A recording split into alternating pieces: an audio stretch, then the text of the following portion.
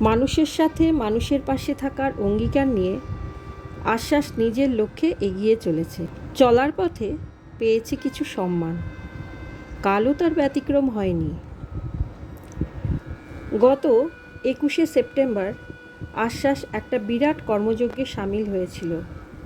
একদিকে থ্যালাসেমিয়া রোগীদের রক্তদানের প্রয়োজনীয় সামগ্রী কেনার জন্য অর্থ প্রদান, অপরদিকে সেই সব দৃষ্টিহীন ব্যক্তি যারা প্রায়শই থ্যালাসেমিয়া রোগীদের রক্ত দান করে থাকেন তাদের জন্য কিছু রেশনের ব্যবস্থা করেছিল আশ্বাস। যেহেতু সামনেই পুজো, সেই জন্য ছেলেদের জন্য গেঞ্জি আর মেয়েদের জন্য শাড়ির ব্যবস্থাও করা হয়েছিল।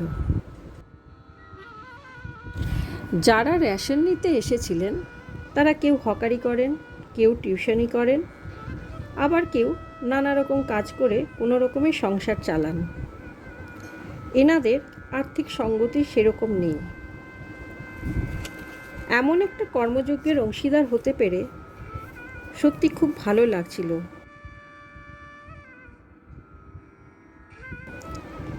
থ্যালাসেমিয়া সেন্টার থেকে সবার জন্য মধ্যাহ্নভোজের আয়োজন করা হয়েছিল, আমরাও তাতে সামিল ছিলাম।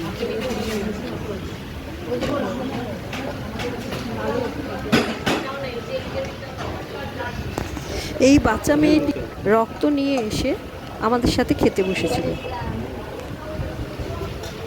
থ্যালাসেমিয়া রোগীদের মাসে 2বার করে রক্ত নিতে হয়, সেজন্য প্রচুর রক্ত দরকার।